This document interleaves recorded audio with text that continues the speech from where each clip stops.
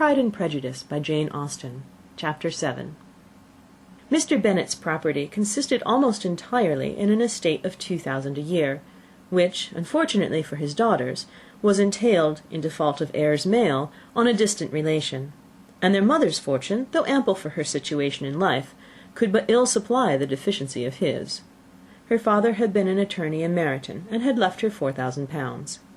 She had a sister married to a Mr. Phillips, who had been a clerk to their father and succeeded him in the business, and a brother settled in London in a respectable line of trade. The village of Longbourn was only 1 mile from Meryton, a most convenient distance for the young ladies, who were usually tempted thither 3 or 4 times a week, to pay their duty to their aunt and to a milliner's shop just over the way.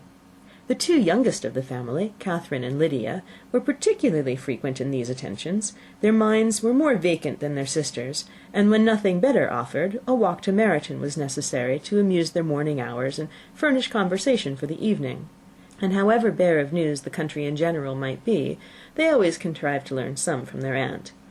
At present, indeed, they were well supplied, both with news and happiness, by the recent arrival of a militia regiment in the neighbourhood. It was to remain the whole winter, and Meryton was the headquarters. Their visits to Mrs. Phillips were now productive of the most interesting intelligence. Every day added something to their knowledge of the officers' names and connections. Their lodgings were not long a secret, and at length they began to know the officers themselves. Mr. Phillips visited them all, and this opened to his nieces a store of felicity unknown before. They could talk of nothing but officers, and Mr. Bingley's large fortune, the mention of which gave animation to their mother, was worthless in their eyes when opposed to the regimentals of an ensign. After listening one morning to their effusions on this subject, Mr. Bennet coolly observed, "From all that I can collect by your manner of talking, you must be 2 of the silliest girls in the country. I have suspected it some time, but I am now convinced." Catherine was disconcerted and made no answer, but Lydia, with perfect indifference, continued to express her admiration of Captain Carter, and her hope of seeing him in the course of the day, as he was going the next morning to London. "I am astonished, my dear," said Mrs. Bennet, "that you should be so ready to think your own children silly. If I wish to think slightingly of anybody's children, it should not be of my own, however. If my children are silly, I must hope to be always sensible of it." "Yes, but as it happens, they are all of them very clever." "This is the only point, I flatter myself, on which we do not agree. I had hoped that our sentiments coincided in every particular, but I must so far differ from you as to think our 2 youngest daughters uncommonly foolish." "My dear Mr. Bennet, you must not expect such girls to have the sense of their father and mother. When they get to our age, I dare say they will not think about officers any more than we do. I remember the time when I liked a red coat myself very well, and indeed I still do at my heart; and if a smart young colonel with 5,000 or 6,000 a year should want one of my girls, I shall not say nay to him. And I thought Colonel Forster looked very becoming the other night at Sir William's in his regimentals." "Mamma," cried Lydia, "my aunt says that Colonel Forster and Captain Carter do not go so often to Miss Watson's as they did when they first came. She sees them now very often standing in Clark's library." Mrs. Bennet was prevented from replying by the entrance of the footman with a note for Miss Bennet. It came from Netherfield, and the servant waited for an answer. Mrs. Bennet's eyes sparkled with pleasure, and she was eagerly calling out while her daughter read, "Well, Jane, who's it from? What's it about? What does he say? Well, Jane, make haste and tell us. Make haste, my love." "It is from Miss Bingley," said Jane, and then read it aloud. "My dear friend, if you are not so compassionate as to dine to-day with Louisa and me, we shall be in danger of hating each other for the rest of our lives, for a whole day's tete-a-tete between 2 women can never end without a quarrel. Come as soon as you can on receipt of this. My brother and the gentlemen are to dine with the officers. Yours ever, Caroline Bingley." "With the officers!" cried Lydia. "I wonder my aunt did not tell us of that." "Dining out," said Mrs. Bennet. "That is very unlucky." "Can I have a carriage?" asked Jane. "No, my dear, you'd better go on horseback, because it seems likely to rain, and then you must stay all night." "That would be a good scheme," said Elizabeth, "if you were sure that they would not offer to send her home." "Oh, but the gentlemen will have Mr. Bingley's chaise to go to Meryton, and the Hursts have no horses to theirs." "I'd much rather go in the coach." "But, my dear, your father cannot spare the horses, I'm sure. They're wanted in the farm, Mr. Bennet, are they not?" "They're wanted in the farm much oftener than I can get them." "But if you've got them to-day," said Elizabeth, "my mother's purpose will be answered." She did at last extort from her father an acknowledgment that the horses were engaged.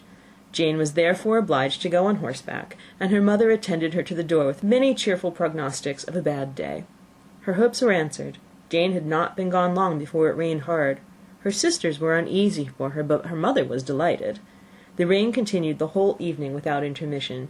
Jane would certainly not come back.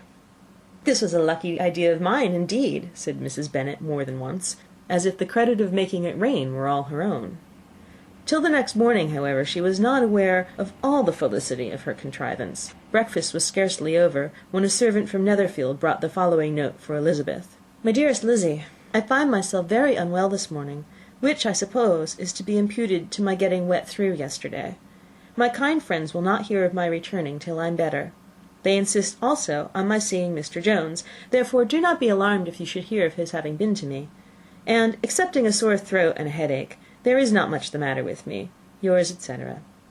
"Well, my dear," said Mr. Bennet, when Elizabeth had read the note aloud, "if your daughter should have a dangerous fit of illness, if she should die, it would be a comfort to know that it was all in pursuit of Mr. Bingley, and under your orders."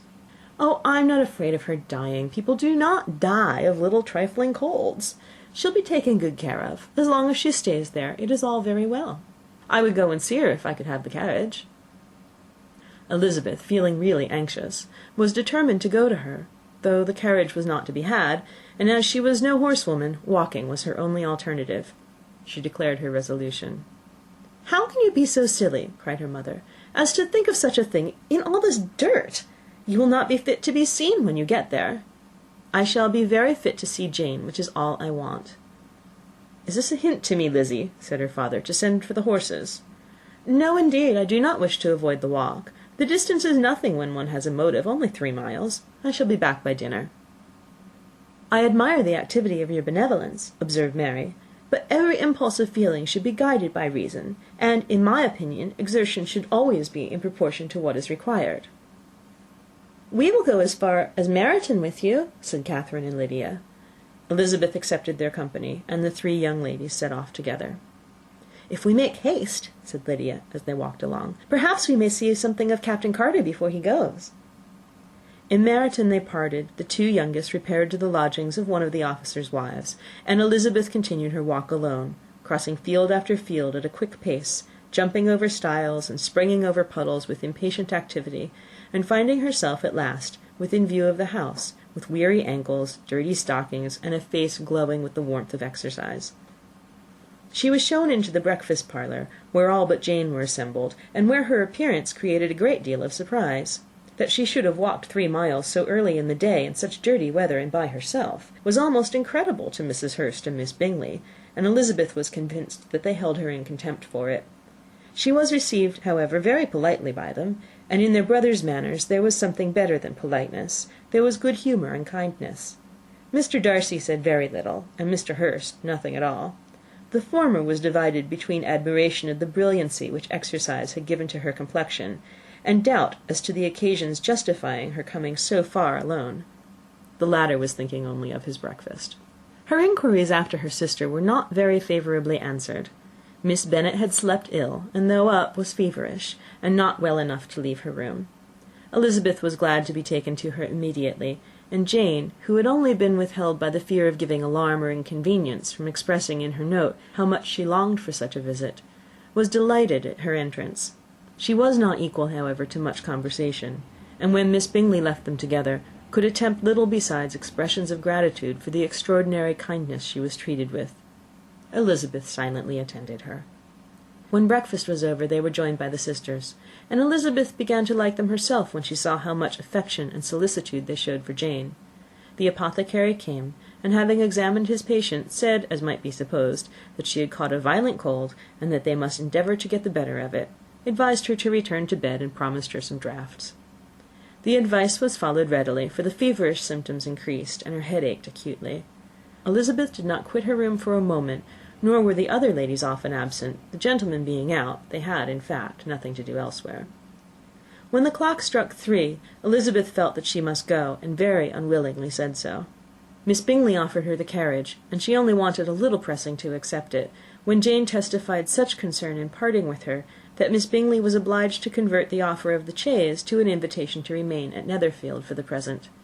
Elizabeth most thankfully consented, and a servant was dispatched to Longbourn to acquaint the family with her stay, and bring back a supply of clothes. End of Chapter 7.